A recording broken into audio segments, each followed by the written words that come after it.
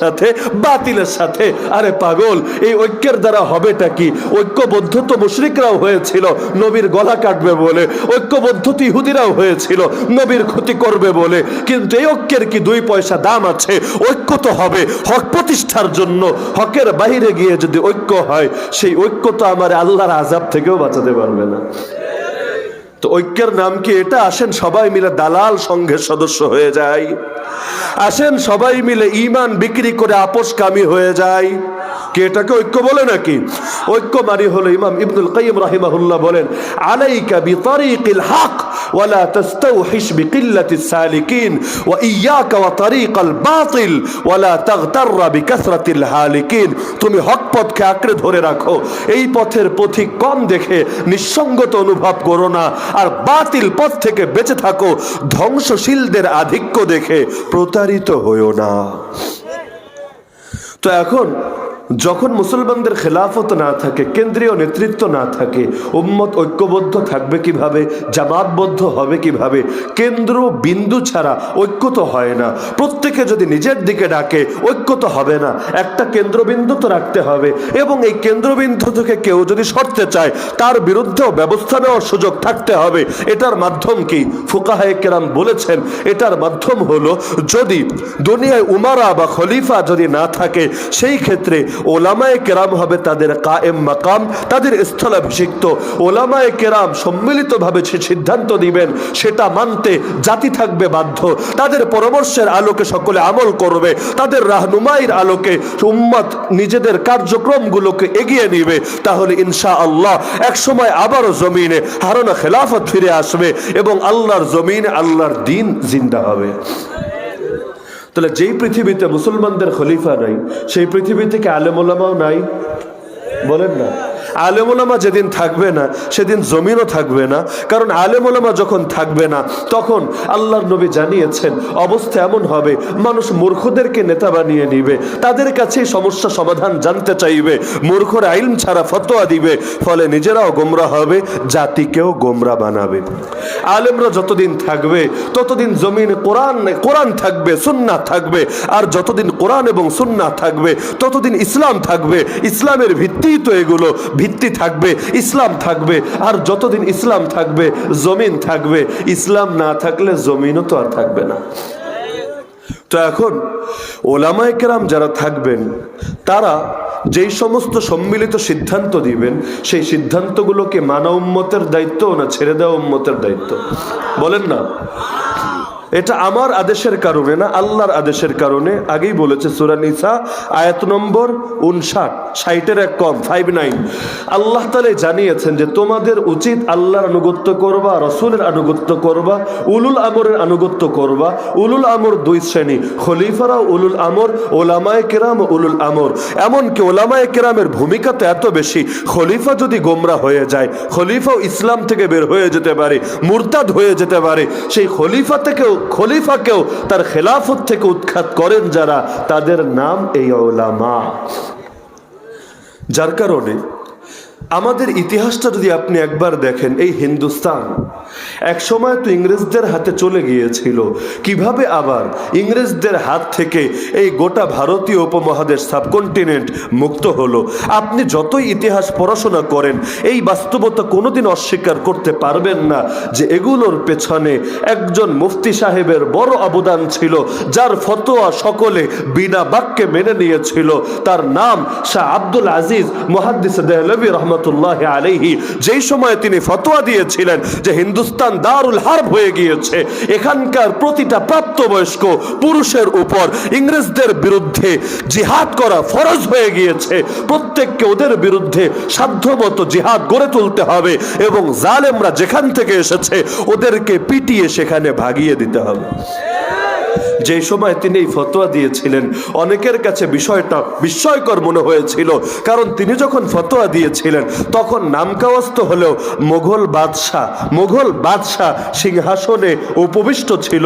বাহ্যিকভাবে লোকে ধোঁকা খেত, খাওয়াই স্বাভাবিক। আরে মুসলমানদের আমির আছে, 800 বছরের যে শাসন চলে আসছে, তার একজন আমির মোগল সম্রাট এখনো তো আছে, যিনি এখনো তাখতে নশীন আছেন। সুতরাং তিনি থাকতে কিভাবে মোল্লা ফতোয়া দেয়, কিভাবে মুফতি ফতোয়া দেয়, না না, এখন আর এটা ইসলামের ভূমি নাই, কুফরের ভূমি হয়ে গেছে, শিরকের ভূমি হয়ে গেছে, জাহিলিয়াতের ভূমি হয়ে গেছে। প্রতিটা মুসলমানের জন্য এই জাহিলিয়াতের বিরুদ্ধে জিহাদে নামা ফরজে আইন। যাদের সক্ষমতা আছে তাদের কেউ যাতে পিছিয়ে না থাকে, যদি পিছিয়ে থাকে আল্লাহর কাছে সবাইকে জবাবদিহি করতে হবে। অনেকে অবাক হয়েছিল, কিন্তু ইতিহাসে বাস্তবতা স্পষ্ট করে দিয়েছে যে মুসলমানদের উলামায়ে কেরাম যারা হন তারা খালি হাতির বাইরের দাঁতটা দেখেন না, যেটা শুধু শোয়ের জন্য থাকে, বরং ভেতরের দাঁতগুলো দেখেন, যেটা আসলে খাওয়ার জন্য আর চিবানোর জন্য থাকে। হাতির দুই রকম দাঁত থাকে না, দেখানোর জন্য যেটা থাকে সেটা দিয়ে খায় না, আর খাওয়ার জন্য যেটা থাকে সেটাকে বাইরে বাইরে দেখায় না। দেখানোর জন্য আলাদা দাঁত, খাওয়ার জন্য আলাদা দাঁত। এই জাতীয় দেশেও দেখবেন বিভিন্ন সময় পৃথিবীর বহু দেশের মধ্যে বাস্তবতা পাবেন যে অনেক সময় অনেক কিছু করে, এজন্য করে না যে ওরা জানে এটা এভাবে চালাতে পারবো, বরং এজন্য করে যে মানুষের চেতনাটাকে একটু নিজেদের নিয়ন্ত্রণে আনতে পারবো। সহজ উদাহরণ দেই আপনাদেরকে। মনে করেন একটা জিনিসের দাম বাড়াবো, এই টিস্যুটার দাম এখন এখানে লেখা আছে 65 টাকা। আমার কাছে মনে হলো এটার দাম বাড়ানো দরকার, এটাকে 80 টাকা করা দরকার। কিন্তু আমি যদি এক বাক্যে সিদ্ধান্ত দিই এটার দাম 80 টাকা, পাবলিক মানবে না, ঝগড়াঝাটি হবে, আন্দোলন হবে, প্রতিবাদ হবে, দুদিন পর আমি কমাতে বাধ্য হব। এখন এটার জন্য একটা সহজ টেকনিক আছে, সেটা হলো এটার দাম 1 লাফ আমি 100 টাকা করে দেবো। যখন 100 টাকা করব তখন আন্দোলন আগের চাইতে কম হবে না, আরো বেশি হবে। লোকে বলবে বেটা বাড়িয়েছিস তো 5 টাকা বাড়াতি, 10 টাকা বাড়াতি, 1 লাফে 100 টাকা, এটাকে যুক্তিতে ধরে নাকি? সম্পূর্ণ লজিক বহির্ভূত কাজ। এভাবে আন্দোলন হবে, হতে হতে হতে মানুষ একদিন না একদিন তো ক্লান্ত হবে, 3 দিন 5 দিন 7 দিন, যখন মনে হবে যে পাবলিকও এখন ঘরে ফিরতে চাচ্ছে, কোনো একটা প্রস্তাব দিলে সহজে মেনে নেওয়ার মতো অবস্থানে তারা চলে আসছে, তখন তাদের কিছু প্রতিনিধিকে ডাকিয়ে এনে তাদের সঙ্গে বৈঠক করা হলো। আচ্ছা তোমরা বলো তো আন্দোলন কেন করছো, চাও কি, দাবি কি? বলবে হ্যাঁ এত টাকা 1 লাফে বাড়িয়েছেন, তামাশা পেয়েছেন নাকি? পয়সা কামাই করতে কি কষ্ট আমরা বুঝি, আপনারা বুঝবেন না। আচ্ছা আচ্ছা ঠিক আছে বুঝলাম, এটা আমাদের ঠিক হয় নাই, ব্যবসায়ীরা, অসৎ ব্যবসায়ীরা সিন্ডিকেট করে এগুলো করে ফেলেছে। আচ্ছা এখন সমাধান কি বলো তো? সমাধান একটা, 1 দফা 1 দাবি, দাম কমাতে হবে, না হলে আমরা এই আন্দোলন চালিয়েই যাব। বললো ঠিক আছে যাও, আশ্বাস দিলাম দাম কমাবো, কিন্তু আমি এককভাবে তো দাম কমাতে পারি না, এর জন্য মিটিং করা লাগবে, সকলে মিলে সম্মিলিত সিদ্ধান্ত নিতে হবে, সমন্বয় করে সিদ্ধান্ত নিতে হবে। আশ্বাস দিলাম বাবাজিরা বাসায় চলে যাও, আগামী 3-4 দিনের মধ্যে সুসংবাদ পেয়ে যাবা। সবাই তো এবার অপেক্ষায়, একটা না একটা কিছু তো আসবে, লে হালুয়া পাওয়ার জন্য বসে আছে সবাই। 3 দিন পর পত্রিকায় রিপোর্ট আসলো এটার দাম 20 টাকা কমিয়ে দেওয়া হয়েছে। পাবলিক তো মহা খুশি, দেখেছো আমাদের আন্দোলনের কত পাওয়ার, আমরা আন্দোলন করে বিজয় ছিনিয়ে এনেছি। অথচ বলদে বোঝে নাই মূল মাকসাদ এটাই ছিল। কিন্তু যদি 65 থেকে 80-তে আনতো, পাবলিক মানতো না, এজন্য রয়েস হয়ে মানানোর সিস্টেম করে করে এগিয়েছে, হাঁটি হাঁটি পা পা করে সামনে আগ বেড়েছে, যাতে করে পাবলিকরাও খুশি রাখা যায়, ধান্দাটাও পুরোপুরি পূরণ করা যায়। এই যে বাংলাদেশে দেখেন শিক্ষানীতি নিয়ে ব্যাপক আলোচনা হচ্ছে না, এখন স্কুল কলেজে সিলেবাস নিয়ে ব্যাপক আলোচনা। এর মধ্যে খেয়াল করলে দেখবেন শতকরা 90 থেকে 95% আলোচনা সীমাবদ্ধ হলো বান্দর তত্ত্বে, কি নাই, ডারউইনিজম। কারণ এইটারে বাংলাদেশের কেউ যে মানবে না এটা নিশ্চিত। পড়ালেখা জানা লোক লাগবে না, ধার্মিক লোক লাগবে না, একেবারে খেতে কাজ করা কৃষক, মজুর, শ্রমিক যারা আছে তারা পর্যন্ত এটা মানবে না যে আমার আব্বা আমার দাদা ছিল বান্দর, আমরা মানুষের বাচ্চা মানুষ না, আমরা হইলাম বান্দরের বাচ্চা মানুষ। এই পরিচয় কে মানবে আমারে বলেন? কেউ মানবে নাকি? মানবে না, ওরা মানাতে পারবে না। কোন যুক্তি দিয়ে মানাবে? এই দুনিয়ার ফালতু কলা বিজ্ঞানীরা আল্লাহ মানে না, রাসূল মানে না, আখিরাত মানে না, জান্নাত মানে না, জাহান্নাম মানে না, মিজান মানে না, পুলসিরাত মানে না, কিয়ামত মানে না, এই যুক্তি দেখিয়ে যা দেখি না তা মানবো কিভাবে, যা শুনি নাই তা মানবো কিভাবে, আরে যেগুলো বৈজ্ঞানিক ভাবে আমার কাছে প্রমাণিত হয় নাই তা মানবো কিভাবে? আরে ফালতুর দল ফালতু। আল্লাহ এবং তার রাসূলের পক্ষে এত এত অকাট্য প্রমাণ থাকার পরও তুই বৈজ্ঞানিক ভাবে প্রমাণিত না ফালতু দোহাই দিয়ে আল্লাহ এবং তার রাসূলকে মানতে পারলি না, তো বান্দরের আদর্শ, বান্দর তত্ত্ব তোর কাছে কোন যুক্তি দিয়ে, কোন বৈজ্ঞানিক সূত্র দিয়ে প্রমাণিত হয়েছে বল? বৈজ্ঞানিকভাবে আজও পর্যন্ত অকাট্যভাবে কেউ প্রমাণ করতে পারে নাই।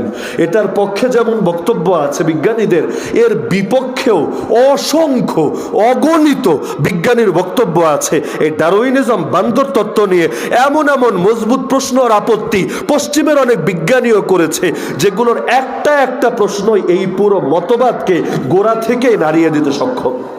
কোরআন না অকাট্য, বিজ্ঞানকে অকাট্য নাকি? বিজ্ঞানের ভিত্তি হলো ধারণা, ধারণার উপর থেকে থাকে বিজ্ঞান। এই ভাইয়ের মনে চাইলো, তিনি একটা থিওরি দিলেন, যৌক্তিকভাবে প্রমাণ করলেন, কেউ খণ্ডন করতে পারলো না। হ্যাঁ, এটাই বিজ্ঞান, এটাই সায়েন্স। 100 বছর পর উনি আসলেন, উনি এসে প্রমাণ করে দেখালেন এর থিওরিটা ভুল ছিল, তখন সেটাই সায়েন্স, সেটাই বিজ্ঞান। আগেরটা বাদ। দেখেন না, কখনো বলে সূর্য ঘোরে দুনিয়া থেমে থাকে, কখনো বলে দুনিয়া ঘোরে সূর্য থেমে থাকে, কখনো বলে না না দুনিয়াও ঘোরে সূর্য ঘোরে। আরে এত মত পাল্টানোর দরকার কি? সূরা ইয়াসিন দেখলেই তো বুঝতি সবই ঘোরে। তা ধর্ম হলো চির অপরিবর্তিত, আর বিজ্ঞান হলো সময়ে সময়ে পরিবর্তিত। তো যেটা পরিবর্তিত নিজের চেহারারই ঠিক নাই, রূপ পাল্টায় যেটা, আমি কি সেটারে মূল ধরবো, না যেটা সর্বদা অপরিবর্তিত থাকে সেটাকে মূল ধরবো? যেমন এক হলো সরকার, এক হলো রাষ্ট্র, দুটো কি এক জিনিস? বাংলাদেশ স্বাধীন হয়েছে 71-এ, আজ হলো 2023। রাষ্ট্র কি একটা আছে না দুইটা হয়েছে? আরে বলে না, রাষ্ট্র কি একটা আছে না দুইটা হয়েছে? তো সরকারও কি একটাই আছে না বহুগুলো এসেছে? তাহলে রাষ্ট্র আর সরকার কি এক? কি রাষ্ট্র আর সরকার এক? সরকার কখনো আওয়ামী লীগ, কখনো বিএনপি, কখনো জাতীয় পার্টি, কখনো সামরিক শাসক, কখনো এ কখনো সে। কিন্তু রাষ্ট্র আগেও ছিল বাংলাদেশ, এখনো আছে বাংলাদেশ, আগামীতেও থাকবে ইনশাআল্লাহ বাংলাদেশ। যদিও এক শ্রেণীর লোক আছে ভারতের কাছে বেচে দিতে চায়, পারবে না ইনশাআল্লাহ, কোনোদিনও পারবে না। যেই মাটিতে ইসলামের আলো ঢোকে সেই মাটি কি আর গরুর মূত্র পানকারীদের সামনে কপাল নত করতে পারে নাকি?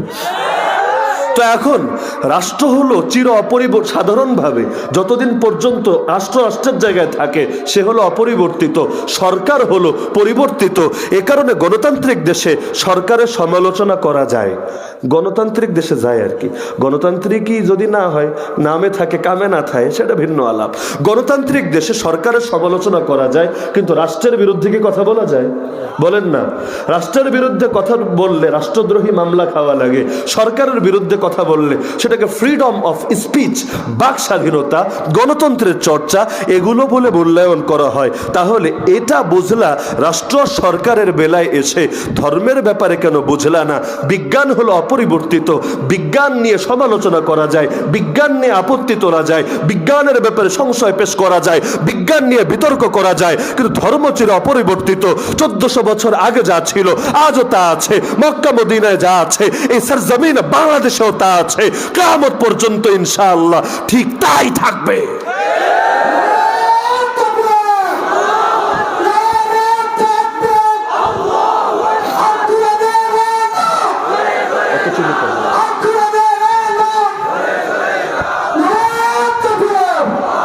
তো এখন কি আমরা বিজ্ঞান দেখে দেখে ধর্মকে পাল্টাবো, না ধর্ম দেখে বিজ্ঞান পাল্টাবো? বলেন তো। ধর্ম হলো সুনিশ্চিত, বিজ্ঞান হলো অনিশ্চিত। ধর্ম হলো অকাট্য, আর বিজ্ঞানের ভিত্তি দাঁড়িয়ে আছে ধারণা এবং অনুমানের উপর।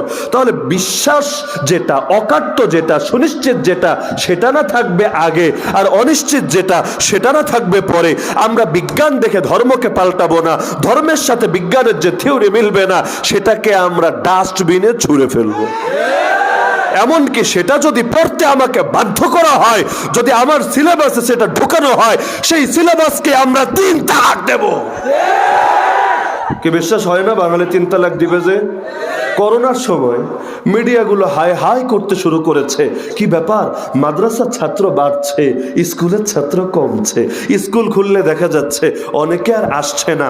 বিশাল একটা গ্যাপ দেখে বাপমা ভেবেছে ঘরে বসায় রেখে কি লাভ, যাই হুজুরের কাছে দিয়ে আসি, একটু কোরআন হাদিস শিখুক। আর কোরআন হাদিস তো এমন চুম্বুক যেমন লোহা টানে, কোরআন হাদিস মানুষের দিল টানে। দেখেন না, গান শুনলে এক গান কয়বার শুনতে পারবেন আপনি? দুদিন আগে বা পরে বিরক্তি আপনার লাগবেই, বোরিং ফিল আপনি করবেনই। জন্মের পর থেকে যারা বুড়ো আছেন, জন্মের পর থেকে মুরব্বীরা আপনারা সূরা ফাতিহা শুনছেন কয়বার? একবার, দুইবার, 1 ডজন বার, 2 ডজন বার, 100 বার, 200 বার, হাজার হাজার লাখ লাখ বার শোনার পরও কই ক্লান্তি তো আসে না। ক্লান্তি আসা তো দূর কি বাত, যখন মনে অনেক কষ্ট থাকে, ডিপ্রেশনে ভুগতে থাকি, তখনও যদি কোরআন তেলাওয়াত বাজতে থাকে আমার পাশে, দিল খুলে মন খুলে যদি কোরআন পড়তে থাকি, আলা বিযিকরিল্লাহি তাতমাইন্নুল কুলুব, আমি আল্লাহর এক একটা আয়াত পড়ি, আমার অন্তরের এক একটা দুঃখ দূর হয়ে যায়। তেলাওয়াতটা শেষ করি, হৃদয়টা একেবারেই প্রশান্ত হয়ে যায়। তাহলে কোথায় কোরআন আর কোথায় দুনিয়ার অন্য বই? তো আসলো কয়েকদিন একটু জাকনা মোল্লার কাছে একটু ধর্মটর্ম শিখুক, কিন্তু চুম্বুক যেমন লোহা টেনে ছিল, কোরআনও তার দিল টেনে ধরেছে। এবার বলে, আব্বু আমাকে হুজুরি হওয়া লাগবে। বলবে হুজুর হবি কেন? হুজুর হলে খাওয়াবি কি? কয় আমি তো খাওয়াবো না, খাওয়াবে তো আল্লাহ। যেই আল্লাহ দুনিয়ার হাজারো মাখলুককে খাওয়াতে পারে, সেই আল্লাহ আমার বাপ মায়েরও খাওয়াতে পারবে। বলবে জগতের লোক তোরা জঙ্গি বলবে, উগ্রবাদী বলবে, মৌলবাদী বলবে, তোকে নিয়ে অনেক ঝামেলা করবে। জবাব দেবে বাচ্চা, ছোট বাচ্চারাও জবাব দেয় এভাবে। আরে আমার জন্য গর্তের পিঁপড়া থেকে সমুদ্রের মাছ ধোয়া করবে, আসমানের ফেরেশতা পর্যন্ত আমাকে দেখলে নিজের ডানাকে রেখে দেবে, মেলে দেবে, গুটিয়ে নেবে, আমার প্রতি সম্মান প্রকাশ করবে। যে অনুবাদী করেন লা তাদাউ আজনিহাতাহা রিদান লিতালিবিল ইলমি বিমা ইয়াসনা, তো যাকে গর্তের পিঁপড়া থেকে সমুদ্রের মাছ, জল আর স্থলের সকল প্রাণী সম্মান দেয়, আসমানের ফেরেশতা পর্যন্ত যাকে তাজিম করে, তাকে দুনিয়ার এই 2 পয়সা নাস্তিক বেঈমান দাম না দিলেও কিছু আসে যায় না। সূর্য আলো দেয়, এটাই বাস্তব। সূর্যের আলো কে অস্বীকার করতে পারে? কিন্তু বাদুর মানে চামচিকা সূর্যের আলো দেখতে পারে না। এত আলোকিত সূর্য, যার দিকে তাকানোই যায় না। সূর্য আলো দেয়, চাঁদও আলো দেয়, লেকিন 2 আলোতে কত পার্থক্য। সূর্যের আলো জালালি, চাঁদের আলো জামালি। সূর্যের আলো নিজস্ব, চাঁদের আলো সূর্যের থেকে মুস্তাফাদ। ইলমি আলোচনায় ঢুকবো না আমি। সূর্যের দিকে তাকাতে পারে না, চাঁদের দিকে পারে। তো এই সূর্য আসমানে যখন থাকে, এত ভারী আলো, তাকালে চোখের মধ্যেই ঝামেলা শুরু হয়ে যায়। কিন্তু বাদুর বলে কই আলো কই, চারদিকে তো অন্ধকার, কিচ্ছু তো দেখি না। তো সে না দেখার দ্বারা এতে সূর্যের কোনো ক্ষতি হয় না, এর দ্বারা সূর্যের দুর্বলতা প্রমাণ হয় না, বরং এর দ্বারা এটাই প্রমাণ হয় সমস্যা সূর্যে না, সমস্যা চামচিকার চোখে। ইদা আরাদাল্লাহু নাশরা ফাদিলাতিন আতাহা লাহা লিসান হাসুদি, আল্লাহ যখন কারো শ্রেষ্ঠত্ব প্রকাশ করতে চান, তার পেছনে হিংসুক লাগায় দেন। হিংসুকরা হিংসা করে, নেগেটিভ মার্কেটিং করে, আর আল্লাহর জমিনে আল্লাহর বান্দার জনপ্রিয়তা বাড়তে থাকে। আল্লাহর নবীর বিরুদ্ধে হিংসা করেছিল, ক্ষতি কিন্তু নবীর হয় নাই, মুশরিকদেরই হয়েছিল। বিনামূল্যে, বিনা পয়সায় ওরা মার্কেটিং করে দিয়েছিল নবীর, ওরা লোক লাগিয়েছিল। এই খবরদার, মক্কায় একটা পাগল আছে, একটা জাদুঘর আছে, তোমরা বাইরের দেশের লোক সাবধান, ওই জাদুঘরের কাছে যাবা না, না হলে মোহাম্মদ জাদু করে ফেলবে, ফ্যামিলি থেকে আলাদা করে দেবে, তোমরা অসাম্প্রদায়িক থাকতে পারবা না, সাম্প্রদায়িক হয়ে যাবা, মৌলবাদী হয়ে যাবা, এটা হবা সেটা হবা। লোকে চিন্তায় পড়ে গেল, কত পাগল এলো আর গেল। কাউকে নিয়ে তো এভাবে রাস্তায় রাস্তায় ক্যানভাসারি করে নাই, কারো বিরুদ্ধে তো এভাবে অলিতে গলিতে হাটে মাঠে ঘাটে লোক রাখা হয় নাই। এই পাগল আবার কোন পাগল? একটাবার তো দেখতে যাওয়া দরকার। আর যে দেখতে গেল, সেই তো ইসলামের সুশীতল ছায়ায় আশ্রয় গ্রহণ করার মতো তামান্না পেয়ে গেল। এই যুগেও দেখেন না, যেই হুজুরের সঙ্গে টক্কর লাগে, দিন শেষে ক্ষতিটা কি হুজুরের হয় না যারা লাগে তাদেরই হয়। কেউ কেউ আছে নিজের ব্যাপারে ওভার কনফিডেন্সে ভোগে, আত্মবিশ্বাস একটু বেশি, আত্মবিশ্বাস ভালো, কিন্তু কোনো কিছুই মাত্রাতিরিক্ত হলে ভালো না। সে ভাবে এলাকার সব তো আমার চামচা, যা মনে চায় তা করব। এবার আসে একটু মাস্তানি দেখাতে হুজুরের লগে, পরে দেখে জোতার বাড়িতে একটা নিচে মনে না। পাবলিক তো আর মাহির দেওয়ার সময় জোতার মায়াও করে না, তো আসে হুজুরের একটু ঝামেলা করব, হুজুরের মানটা কমাবো। কিন্তু আল্লাহর কি কুদরত, যেই হুজুরের লগে ঝামেলা বাঁধে সেই হুজুরের মাকাম খালি বাড়ে আর বাড়ে আর বাড়ে। আগে চিনতো 100 জন, এখন চেনে হাজার না, লাখ না, কোটি জন। তাহলে বাস্তবেই আল্লাহ যখন কারো সম্মান প্রকাশ করতে চান, তার পেছনে হিংসুক লাগান কিনা? গত 2 দশক ইসলামের বিরুদ্ধে দুনিয়ায় সবচাইতে বেশি অপপ্রচার হয়েছে, সবচাইতে বেশি। আমাদের পুরো 1500 বছরের ইতিহাসে এত বেশি ইসলাম ফোবিয়া, এত বেশি ইসলামের বিরুদ্ধে প্রোপাগান্ডা কোন যুগেও হয় নাই। লেকিন ফলাফল দেখেন না।